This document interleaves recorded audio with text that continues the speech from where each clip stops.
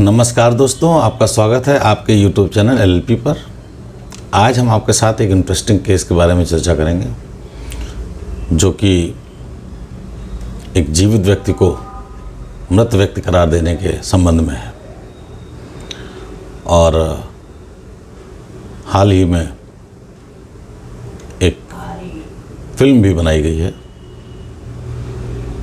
कागज नाम की। तो कागज फिल्म में इसी किरदार के विषय में एक कहानी बनाई गई है। इस केस में क्या हुआ था कि 1955 में जन्मे लाल बिहारी एक व्यक्ति थे जो कि आजमगढ़ में जन्मे थे। और उनको उन्हीं के जो कजन्स होते हैं, रिश्तेदार होते हैं, उन्होंने क्या किया था, उनके 1/5 हिस्से को हड़पने के चक्कर में रेवेन्यू रिकॉर्ड्स में मिली भगत करके उन्हें मृतक घोषित कर दिया था। और ये बात उन्हें कब पता चली, जब वो अपने गांव में किसी लोन के संबंध में उन्होंने अपने लोन लेने के जब बैंक गए तो उसमें उन्होंने कुछ फॉर्मेलिटीज़ करनी थी। उस फॉर्मेलिटी के लिए उन्हें रेवेन्यू अथॉरिटी से मिलना पड़ा। तब उन्हें पता चला कि वो तो मृतक की हैसियत से रिकॉर्ड पर दर्ज है और इस प्रकार से उनके अधिकार सारे के सारे चले गए। मृतक होने के बाद बड़ी पेशोपेश में पड़ गए कि अब क्या करें। उन्होंने कई नाकाम कोशिशें करी, जैसे कि अपने को जिंदा दिखाने के लिए वो क्या क्या कर सकते थे। उन्होंने अपने को जीवित दिखाने के लिए पुलिस वाले को रिश्वत खिलाई गिरफ्तार करने के लिए कि भाई गिरफ्तारी कर ली जाए तो जीवित हो जाएंगे, आइडेंटिटी इस्टेब्लिश हो जाएगी इनकी। इसी तरीके से जिस रिश्तेदार के द्वारा, जिस कजन के द्वारा इनकी ज़मीन हड़पी गई थी, उनके बेटे को उन्होंने अपहरण कर उसकी टी-शर्ट को, उसके कपड़ों में किसी जानवर का ब्लड लगा के अपने को मतलब किसी तरीके से जीवित करने के प्रयास में इन्होंने ये भी काम किया। और ऐसे ही उन्होंने मुझे जिंदा कर दो जैसे शब्द बड़ी सभाओं में कहे, मतलब पब्लिक का ध्यान आकर्षित करने के लिए उन्होंने कई काम किए जिसमें वो जिंदा साबित हो जाए। इस तरह की उनकी कोशिश थी। लाल बिहारी को समझ में नहीं आ रहा था कि अब क्या करें, ये तो एक बहुत बड़ी समस्या थी। हाँ, फिर इन्होंने कई प्रकार की कोशिश की। कोशिश करते करते इन्होंने इलेक्शंस में खड़े होने की कोशिश की। राजीव गांधी जी के सामने भी इन्होंने कोशिश की और नाकाम रहे, वो तो एक अलग बात है। लेकिन इनका उद्देश्य तो सिर्फ अपने को जीवित दिखाने का था। और 1994 में 18 साल के बड़े संघर्ष के बाद इनको जीवित घोषित किया गया। और जीवित घोषित होने के बाद ही इनके सारे अधिकार जीवित हो गए और जो भी ये काम कर सकते थे उन्होंने बाद में किए। इनके जैसे और बहुत सारे लोग थे जो रिकॉर्ड पे मृतक के तौर पे दर्ज किए गए थे। पुराने समय में ये सब बहुत होता रहा। अब तो धीरे धीरे चीज़ें बदल गई हैं, काफ़ी चेंजेस आए हैं। लेकिन ये चूँकि घटना एक ऐसी घटना थी जो कि आम जनजीवन को एक ज़रूर, अगर इसको जानकारी हो तो निश्चित तौर पे वो इंडियन ब्यूरोक्रेसी के सिस्टम को भली भांति समझ सकता है। हालांकि अब परिस्थितियाँ काफ़ी बदल गई हैं, लेकिन फिर भी जो घटा है, जिसके जीवन के 18 साल से इस बात को साबित करने के लिए लगे हों कि मैं जीवित हूँ, तो आप समझ सकते हैं कि ये बहुत बड़ी गंभीर बात है अगर देखा जाए तो। और साथ ही साथ उस व्यक्ति के द्वारा जब कुछ नहीं बचा तो उसने अपने नाम के आगे ही मृतक लगा लिया। मृतक लगाने के बाद वो उसका खूब परिहास किया गया, वो सब चीज़ें उसने झेली। उसके बाद उसने अपने जैसे लोगों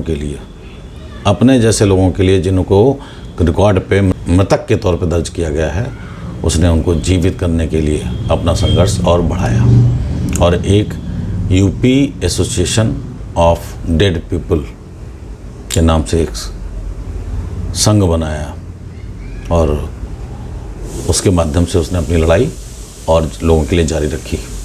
1994 के बाद भी वो इस कार्य में लगे रहे और अब तो खैर वो बहुत ही पॉपुलर नेम हो चुके हैं। उन्होंने करीबन 500 से ज़्यादा लोगों को जीवित करवाया है। तो ये अपने आप में एक बहुत बड़ी एक उपलब्धि उनके माध्यम से कही जा सकती है। हालांकि अपने आप को जीवित कराने के लिए अगर इतनी मेहनत करनी पड़े तो आप सोच सकते हैं कि कितनी विकट परिस्थिति हो जाती है कई बार। एक बात और, इलाहाबाद हाई कोर्ट में जब ये मैटर गया तो इसका जो ओरिजिन हुई थी वो एक टाइम मैगजीन में एक रिपोर्ट आई थी। उस टाइम मैगजीन के पेज नंबर 29 में कुछ इस बारे में पूरी तरीके से जिक्र किया गया था, इस पूरी घटना का, किस तरीके से किसी व्यक्ति को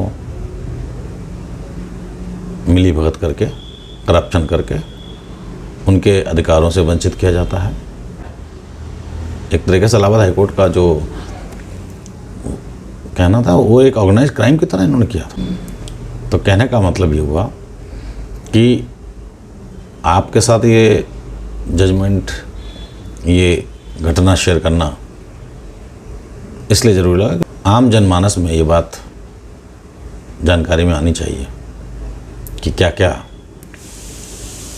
घटनाएं किसी के जीवन में घटती हैं और उसके लिए उसे क्या क्या करना पड़ता है। एक बात और यहाँ पर बता दें, इलाहाबाद हाई कोर्ट ने उन्हें जीवित तो करार दिया ही और सारे अधिकार उनको ऑटोमेटिक मिल गए और उसके बाद इन्होंने इस केस को ह्यूमन राइट कमीशन को असाइन कर दिया और इसमें जो कुछ भी आगे ज़रूरी समझा जाए वो किया जाए।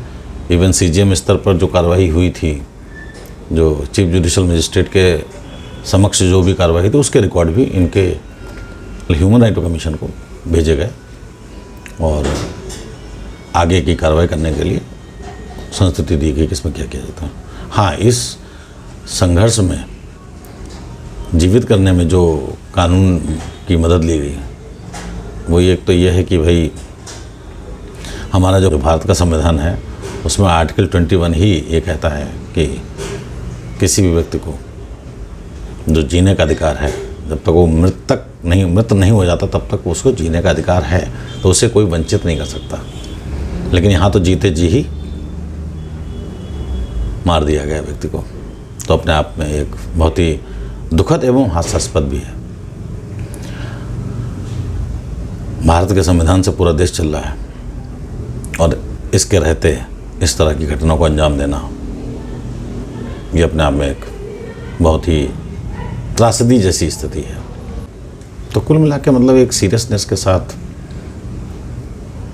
इसको ह्यूमन राइट कमीशन भेजा गया ताकि आने वाले समय में अन्य लोगों के साथ ऐसा कुछ ना हो और इससे बचा जा सके, इस तरह की जो परिस्थिति है ये रिपीट ना हो। और चूँकि ये एक तरीके से PIL के तौर पे देखा जा सकता है इसको, क्योंकि ये सबके बिहाफ पे इन्होंने किया था। खुद तो ये जीवित किए जा चुके थे, लेकिन इसके बाद जो और लोग जीवित नहीं किए जा सके थे उनके लिए उन्होंने जो लड़ाई जारी करी। क्योंकि जब भी जीवित करने की बात आती है तो निश्चित तौर पे इनकी कहानी भी, क्योंकि शुरुआत इन्होंने ही की, इन्होंने ही सबसे बड़ा संघर्ष किया। बाकी लोगों ने तो किसी भी परिस्थिति के वजह से, बहुत सारी परिस्थितियाँ हुई होंगी उनकी वजह से उन्होंने पहले नहीं कर पाया, लेकिन इनके सपोर्ट से वो ऐसा करने में अब कामयाब हो पाए। तो कुल मिला के आज के वीडियो में इतना ही। फिर मिलते हैं एक नए इंटरेस्टिंग वीडियो के साथ। तब तक के लिए धन्यवाद।